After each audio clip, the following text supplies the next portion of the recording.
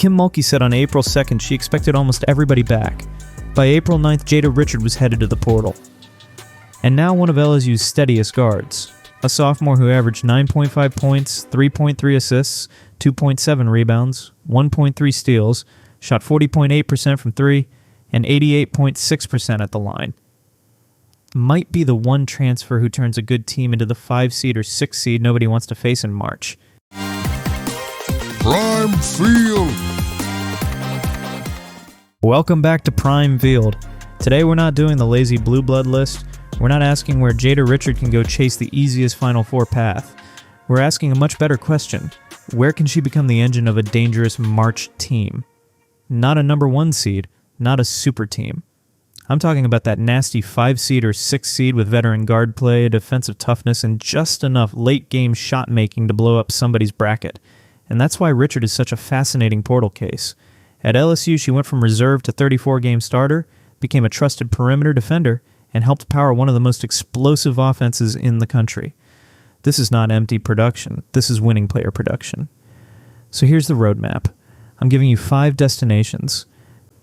Then I'm ranking them by one standard only, where Jada Richard is most likely to become the heartbeat of a 2027 upset machine. Let's start with Vanderbilt. On paper, this is one of the strongest basketball fits in the country. Vandy just finished 29-5 with a number 7 net, and Michaela Blake's led Division I in scoring at 27.0 points per game. That gives you the headline star already in place. What Vanderbilt may still need is the guard who settles the game when March gets ugly. The secondary creator, the defensive tone setter, the one who can make the extra pass, hit the free throws, and keep the offense from becoming too Blake's dependent. That's where Richard makes so much sense. She could take pressure off Blake's as a ball handler, space the floor as a 40.8% three-point shooter, and guard the toughest perimeter assignments. Shea Ralph wouldn't need Richard to become a volume scorer. She'd need her to become the backcourt stabilizer. But here's the debate. Would Richard be the engine at Vanderbilt, or the elite connector next to the actual engine in Blake's? That matters. Because if your whole premise is Jada becomes the team's identity, Vanderbilt is a little more complicated than it looks. Now let's go to TCU, which might be the most fun argument on the board.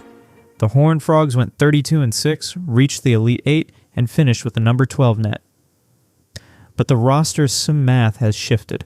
Olivia Miles is gone, Donovan Hunter entered the portal, and TCU has already added Stanford forward Lara Somfai plus UNC shooter Laney Grant. So the question is not whether TCU has talent. The question is whether it still needs an organizing guard who can bring the whole thing together. Richard absolutely fits Mark Campbell's style. She can play on the ball, off the ball, defend at the point of attack, and make quick decisions. She could help unlock TCU's young front court and keep the offense flowing instead of sticking. But just like with Vanderbilt, there's a catch. TCU may be one of the best basketball situations, yet maybe not the best identity situation. Richard could be huge there. I'm just not sure she becomes the full face of the machine. Now let's talk about the team I think has the strongest, don't want to see them in your bracket potential, NC State. And let's clean this up right away. NC State did not win the ACC. The Wolfpack finished 21-11 overall and 13-5 in the league, behind the top of the conference. But that's exactly why this fit is so interesting. They were good enough to matter, flawed enough to need fixing, and talented enough that one portal guard could change the whole feel of the team. Richard's value at NC State is simple: spacing, order, and defense. Her shooting creates perimeter gravity. That helps open lanes for players like Zoe Brooks. Her decision-making gives the offense a pressure release valve. And her defense gives Wes Moore a guard who can take hard assignments without breaking the rest of the structure. That's the magic of this fit. Richard would not need to average 16 a game to transform NC State. She would just need to make the ecosystem cleaner. And the scariest March teams are often the ones where one transfer suddenly makes every other piece make more sense. That's why this feels like the purest 5-seed formula on the board. Not flashy, not trendy, just a team that suddenly looks way more complete by February. If you want the fit that feels right in your bones, it might be Indiana. The Hoosiers went 18-14, and they're now replacing the production of Shea Chieski, who finished her career averaging 22.8 points per game in 2025-26. That means this is not just a talent conversation, it's a leadership conversation. It's a tone conversation, and that is where Richard becomes incredibly appealing. Terry Morin's whole program identity has been built on toughness, discipline, and team-first basketball. Richard already plays like that. She guards. She thinks the game. She doesn't need the spotlight to impact winning. She feels like a Morin guard. And Indiana doesn't necessarily need a superstar transfer. It needs someone who can keep a younger roster composed, defend the point of attack, and make sure the offense doesn't unravel in close games. The argument against Indiana is ceiling. Do the Hoosiers have enough offensive juice around Richard to become a truly terrifying 6th seed? That's fair. But let me flip that. If Richard lands there, Indiana instantly becomes the kind of team no higher seed wants to play, because you know exactly what it's going to be. Physical, connected, mature, and annoying for 40 minutes. Now for the wild card, Mississippi State. The Bulldogs finished 18-13, went 5-11 in the SEC, and ended up at number 43 in the net. They had good moments, they had some real wins, but they also looked like a team that needed a calmer hand late in games. Sam Purcell said it best. In the SEC, the last 5 minutes are a dogfight, and his team didn't win enough of those dogfights. That is exactly why Richard fits here.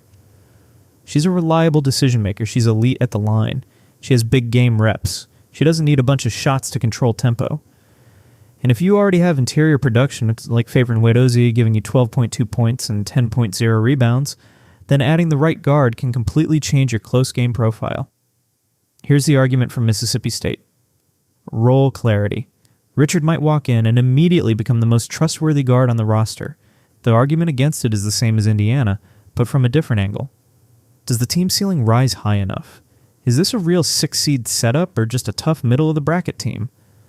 Still, if you believe Richard wants the keys, not just a nice fit, but the keys, Mississippi State deserves serious respect. So let's rank these based on one thing only, where Jada Richard most realistically becomes the engine of a dangerous 2027 March Madness upset team.